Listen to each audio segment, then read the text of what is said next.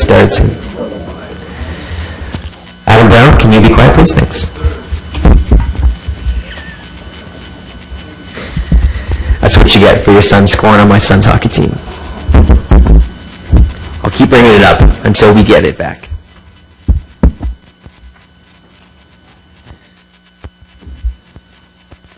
All right, thank you, everyone, and welcome to Agricultural Affairs Committee meeting for Monday, November 23rd. We just have 3 items on the agenda, and then we have a quarter revision to deal with 2 municipal drains following that. Any declarations of interest? Seeing none. Confirmation of minutes for the meeting of November 5th, 2015. Carried. Just before I go into the agenda, I just want to read my statutory statement. This is a public meeting to consider the proposed zoning bylaw amendments listed at items 2 and 3 on today's agenda. For the items listed above, only those who make oral submissions today or written submissions before the amendments are adopted may appeal the matter to the Ontario Municipal Board. In addition, the applicant may appeal the matter to the Ontario Municipal Board if Council does not adopt an amendment within 120 days of receipt of the application for zoning and 180 days for an official plan amendments. A comment sheet is available at the door for anyone wishing to submit written comments on these amendments.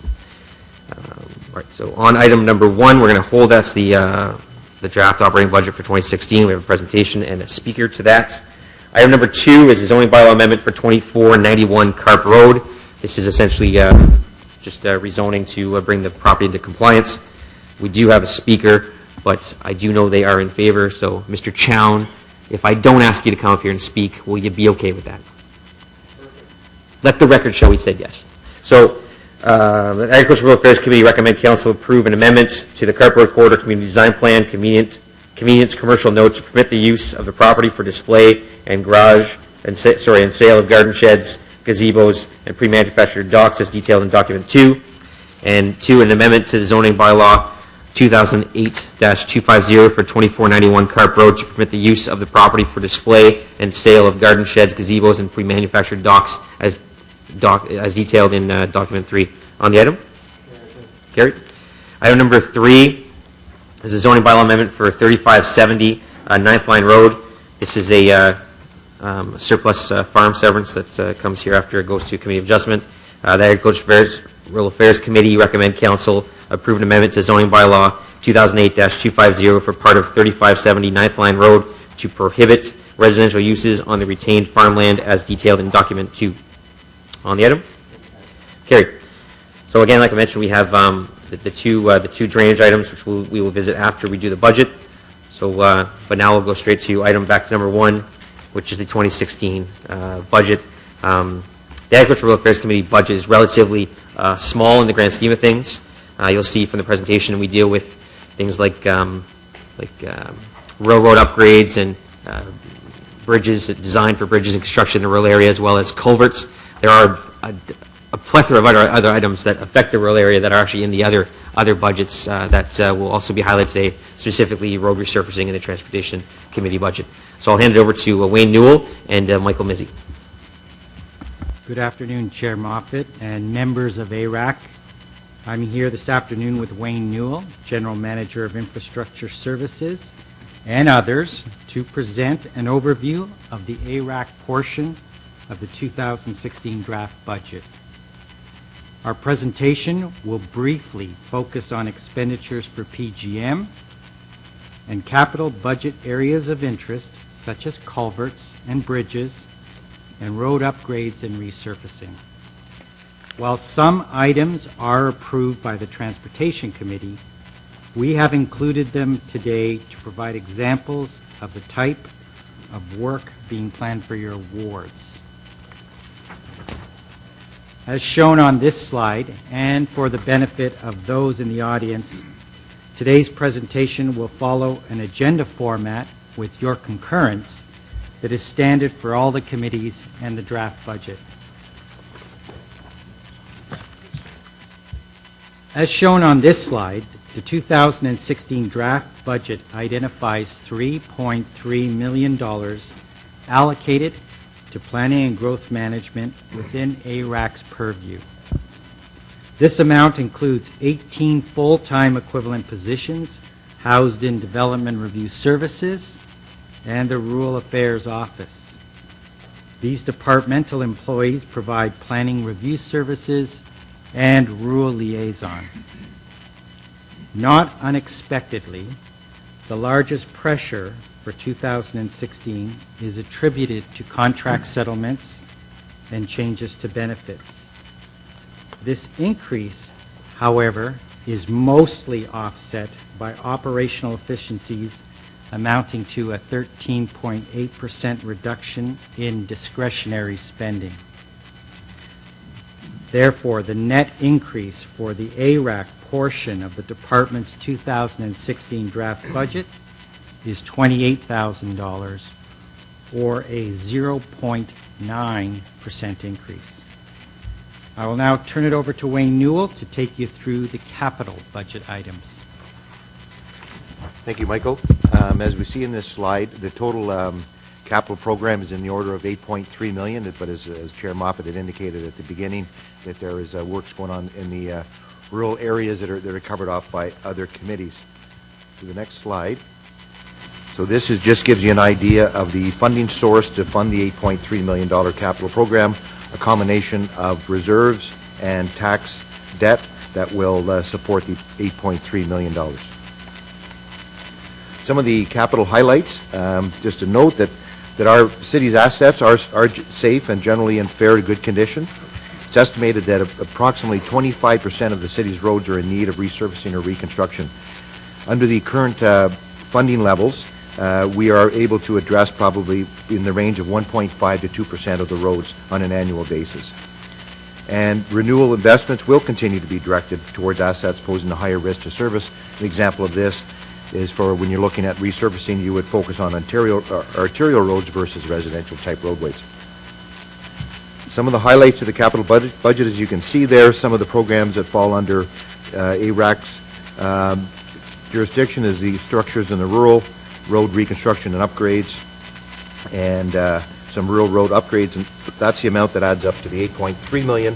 What falls under the other committees, for examples, are in the range of $20 million when you're looking at some of the resurfacing program, some of the integrated works, retaining walls and sidewalk renewal, and then there are structures that are funded through the rate budget at Environment Committee and Buildings and Parks that again is approved by various other committees, but are works that will be undertaken in the rural areas, and then an intersection, some intersection works this year, which adds up, the additional work adds up to almost $30 million for a total capital works in the rural areas of approximately $38 million.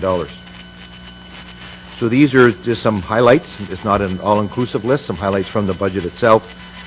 They're either projects that are under design or asking for the money to move forward with construction and implementation in 2016. I won't go through the list, but there's just various culvert structure type work, as you can see on the screen.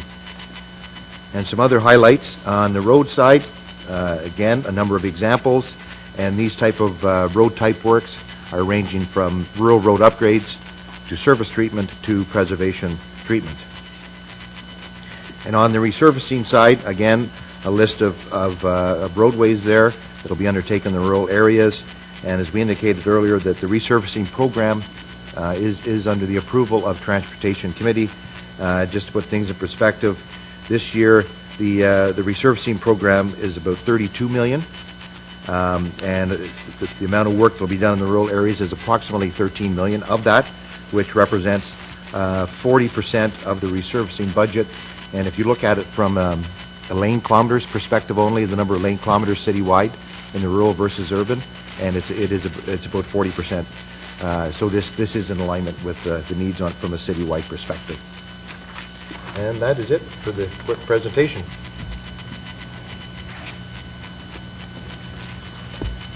Just before we get to our delegation, I just know Councillor Chartier wanted to have a couple questions. Thank you, Mr. Chair. And question to Mr. Newell: when you suggested the acid condition, you said is in our assets. So we did a report in what, 2012, 2013, when we review all our assets in the city, and that report didn't come up say you are in good shape, because the majority was below the OMBI's report. So basically, half of our asset is in need of upgrading, if it's not more than half, because only certain percentage of it was I think if I recall, was very good, poor, very poor. I think it was category 4 or 5 categories. Can you refresh? So why would you say our asset is in good shape when the majority of it in the report does not indicate it? Chair, you're right. The last report we brought forward was in 2012, the Comprehensive Asset Management Report. Correct. And we have a rating system of what we classify our roads in as in poor or very poor or in good condition. It doesn't necessarily align with the OMBI. The OMBI is some metrics that there's different interpretation of what those measures mean. And I think when we identified the overall condition of the roads, and then when we applied that, we realizing that it's 25% of the roads are in need, and it's really when we looked at the condition of the roadways, we look at the available funds and the conditions we want to move forward to. So they are in reasonable condition. I think that was the message, but I think the key message is for us to, as we move forward, which was part of the last long-range financial plan, was to make sure that the increased levels of funding that was identified, we continue on that path so we don't slip down to having a good part of our network in not so good condition. Okay, that's fine.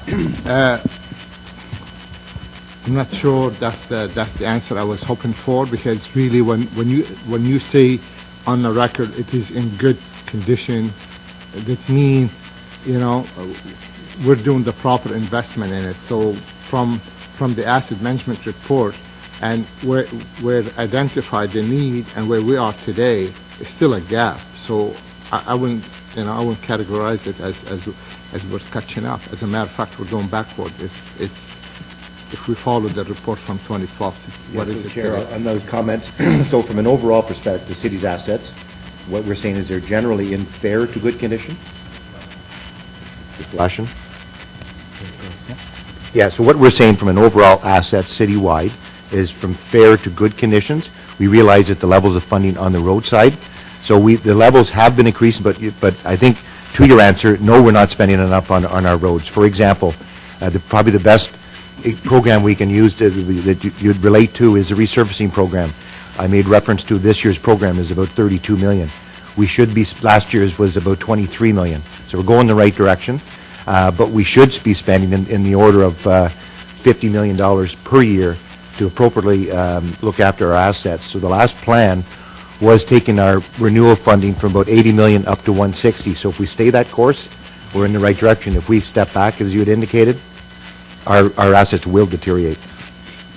The reason I'm asking, and I don't want to get into a debate about this, but the reason I'm asking you this question, because in the past, we missed 2 steps in the middle of the ladder, so we had to make a big jump. So 2012, we went to the mayor, and we asked to borrow money, and we spent $145 million over and above what we normally spend to catch up with what fall off the wagon before. And now it seems we're doing the same thing. We're missing another 2 steps, so the next time we need to make a bigger jump. So I'm hoping staff keep in mind, I'm not sure if the federal government's going to deliver on a stimulus and what type of stimulus is going to be and what the condition of stimulus is going to be, but I like to make sure we are in a position, if something happens from the federal, some kind of stimulus to municipality, at least we are ready like we did the last time, so we don't miss that opportunity. Yes, on that, Chair, and in the case, yeah, certainly it would be, depends on the program where we can attribute those funds to, the type of work, but I would think that programs like the resurfacing program, they are quick to deliver. It would be a great opportunity, so if we were able to apply funds to the resurfacing, that's the type of work that we get out the door quite quickly. Okay, thank you, Mr. Chair. Thank you, Councillor. Now, I also, just to that, we're also, as part of our 2012 long-range financial plan, year over year, we've been increasing our contribution to capital so that number continues to rise. So that resurfacing funds, you mentioned 23 last year, 32 this year, that number will continue to rise as well into 2018, if I'm not mistaken. Yes, Chair, that's the current plan and the long-range financial plan, and we will align ourselves with that plan in 2016 with the comprehensive asset management plan is being updated in 2016, so that will be a a good discussion to make sure we continue on Exactly. a favorable path. Perfect. All right, so more about how good our roads are. Dale Harley is here to speak from the National Capital Heavy Construction Association. Oh, sorry, did you want to? Well, we'll go with the presentation first, then we'll come back to staff, to questions. So, Mr. Harley, this is Agricultural Affairs Committee. I'm not sure if you've been here before, but for anyone who doesn't know, he comes here all the time. So you have a presentation on the budget?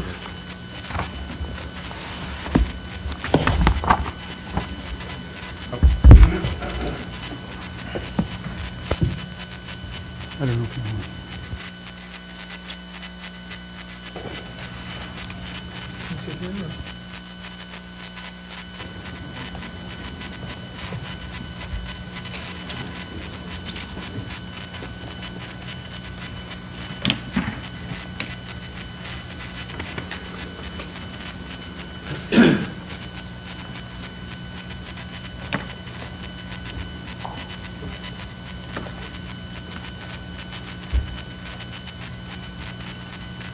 Click on that. There you go.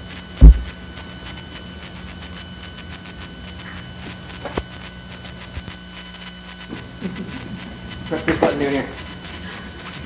There you go. So, Dale, before you start, I know that in the past we used to give you a hard time for always doing the same thing over and over again. I just want to commend you. Last year, your theme was A Tale of Two Cities. This year, you have another theme, which I commend you in always coming with different themes to tell us that we're not doing great. But I do appreciate it. Next year, it's show me the money. Okay. Well, hopefully it's, well, we'll see. We'll see. That's up to Justin. So we'll go ahead with you, and you have 5 minutes. Okay.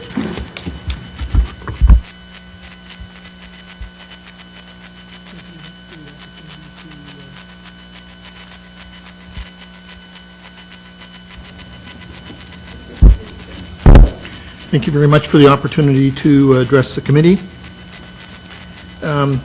As you pointed out, this year's theme is The Road Not Taken. As you may recall, it is a very famous Robert Frost poem. Ends with, two roads diverge in the wood, and I took the one less traveled by, and that makes all the difference. And I guess what we're trying to point out to the committee here is that you have a chance to make a difference for the benefit of all taxpayers. It's just not our opinion that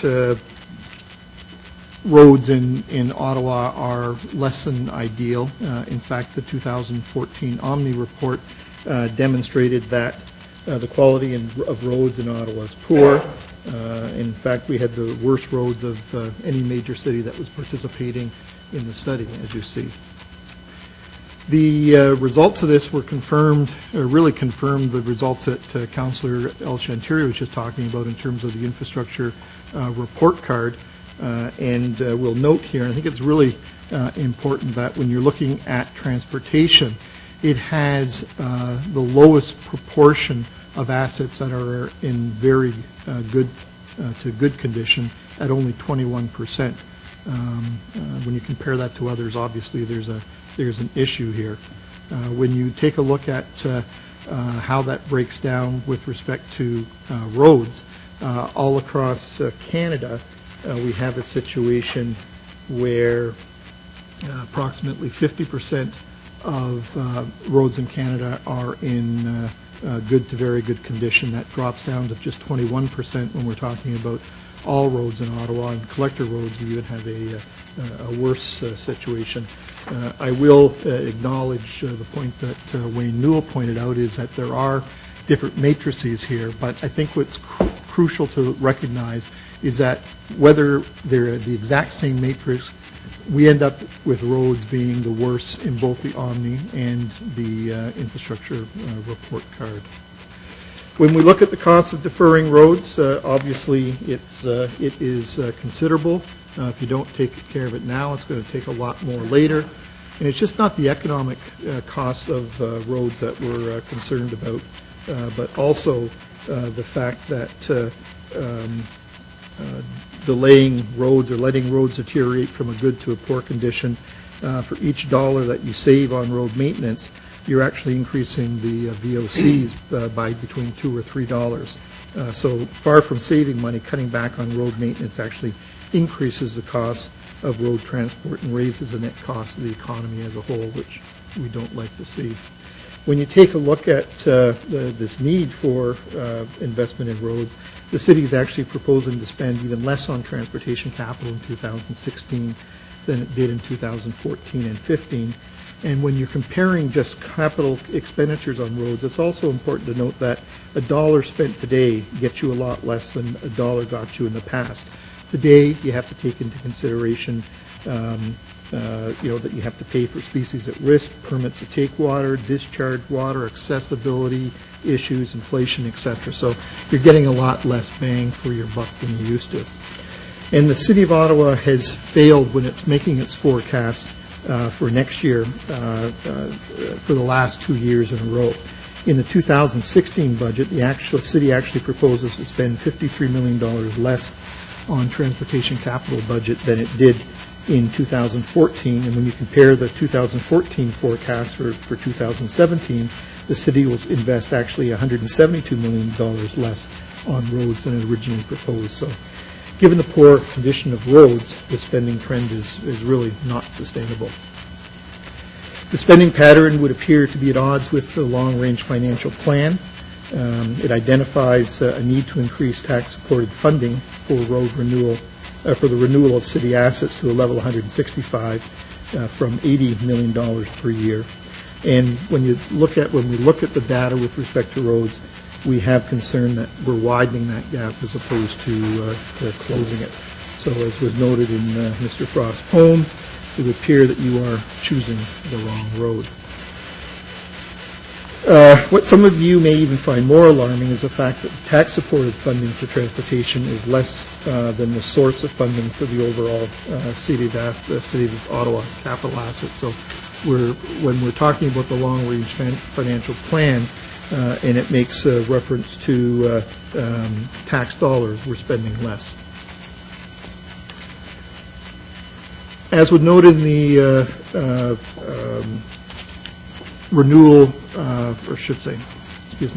as was noted in a survey conducted by the Citizen, 96% of you noted that infrastructure in roads was important. 78% noted that it was a priority, and 70% actually commented on the condition of roads. So you're certainly getting it right. I won't bother reading out these because I know I'm short on time, but here are a selection of comments made by council members supporting this requirement. So in conclusion, maintaining a 2% tax increase is arguably the right road to take. We're not going to dispute that.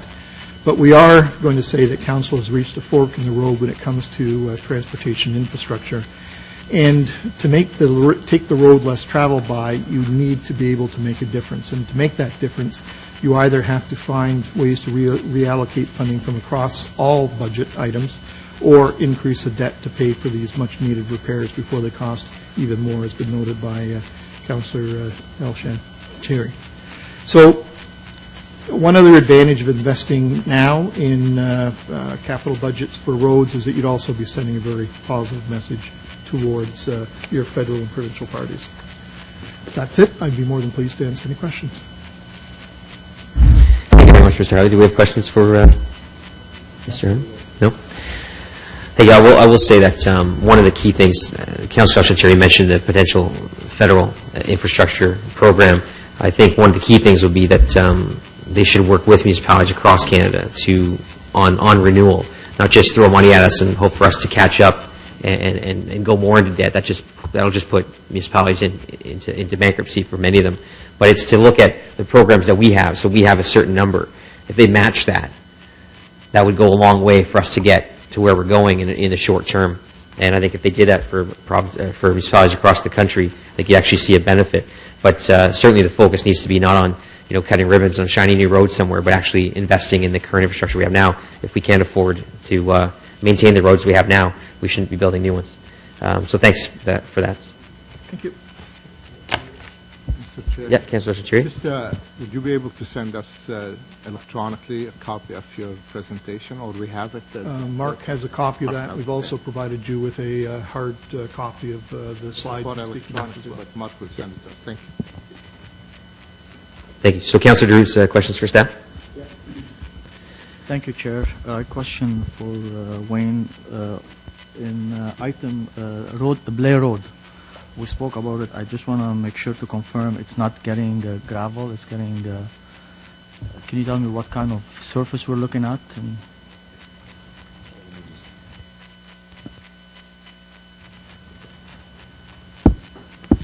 Yes, Chair, the Blay Road is scheduled for an upgrade, so it's an existing stretch that the councillor is referring to is gravel that will be upgraded to a hard surface as part of 2016 program.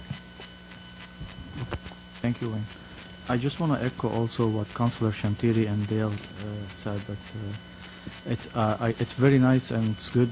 I'm hoping that we'll have some different funding and resources coming from the federal, so we need to be prepared to be able to make that move. So it will be nice to have a roadmap on planning and making sure that some of the roads that are really, we refer everybody to the OMBI report, that we have so many roads and certain roads need to be really looked after if we are prepared and having proactive approach than waiting for the resource and funding to come. So that will be an area where I think we should be ready and prepared for.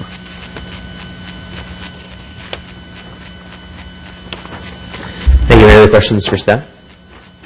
I will say, Councillor Drews, it wasn't in the presentation, but River Road was also slated for. It wasn't in the presentation; it wasn't included. But River Road, which is a big contentious area for people down in the Mantic area, will be resurfaced as well between Leitrim and Mitch Owens.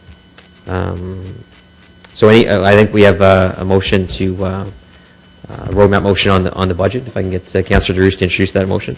Oh, also. Councillor Blake couldn't be here today, so if you have any other motions that you want to take funding away from Cumberland Ward and give it to your ward, now would be the time to do that. So, Councillor Drews? Thank you, Chair. The motion that the Agriculture and Rural Affairs Committee recommended that Council, sitting as a committee of whole, approve the Agriculture and Rural Affairs Committee 2016 draft operating and capital budget as follows. 1. Development review process, rural operating resource requirement, page 3. On item number 1? Okay. Carried? Number 2, the Agriculture and Rural Affairs Committee capital program, page 4, individual project listed, page 9, 20. And on item number 2? Okay. Carried. Thank you very much. Thanks, Mike. Thanks, Mike, for the presentation. I know Derek Moody did the presentation last year. I thought he did a great job. I'm not sure why he got something else to do with this year. So, 2 in-camera items. There are none. Open mic session. Nobody signed up for the open mic session. Notices of motion. None. Inquiries. None. Other business. Technically, we have other business, but we have to adjourn this first. So, on adjournment. Carried. Thank you. So, we'll now transition straight into the quarter revision to deal with the Dow municipal drain as well as the Fluellen municipal drain.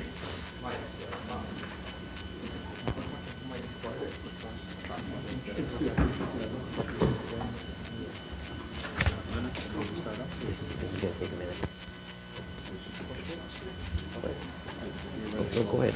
Go ahead, Robert. I don't need the access to do that. So go ahead and talk to him. Yeah.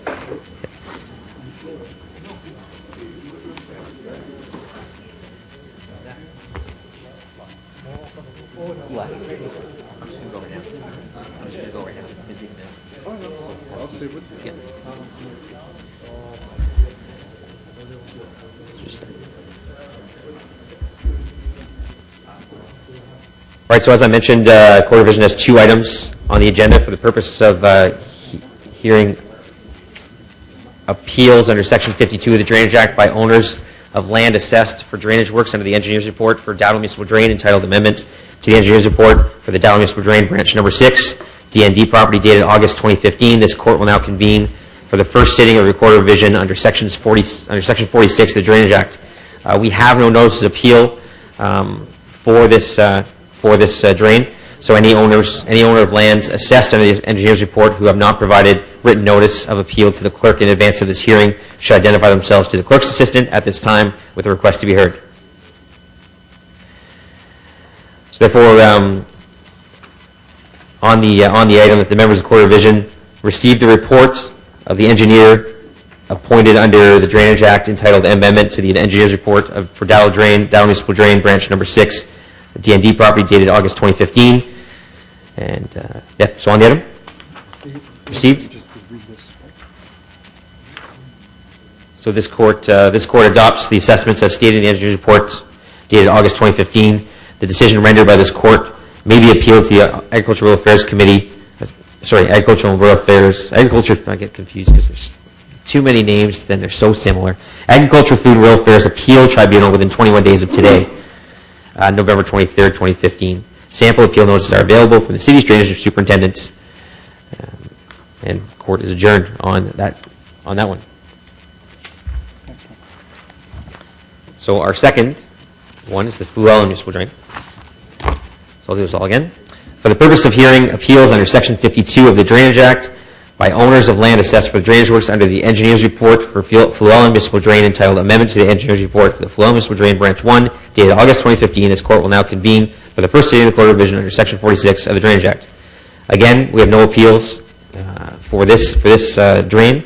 Any owner of lands assessed under the engineer's report who have not provided written notice of appeal to the clerk in advance of this hearing should identify themselves to the clerk's assistant at this time with a request to be heard. Seeing as there's no appeals filed, the members of the Court of Revision received the reports of the engineer appointed under Drainage Act entitled Amendment to the Engineer's Report for the Fluellen Municipal Drain, Branch 1, dated August 2015. And Kameen, what you've done. I got it here. On the item, received. So this court adopts the assessments as stated in the engineer's report dated August 2015. The decision rendered by this court may be appealed to the Agriculture, Food, and Rural Affairs Tribunal, Appeal Tribunal, within 21 days of today, November 23rd, 2015. And again, sample appeal notices are available from the city's drainage department. Court adjourned on adjournment. Carried. Thank you.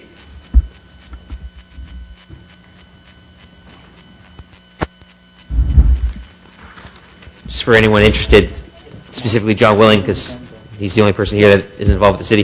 The next meeting of the Agricultural Affairs Committee is on December 10th. It's a special meeting at the Mantic Arena to deal with the Mantic Secondary Plan. Our next regularly scheduled meeting won't be until Thursday, February 4th. Thank you.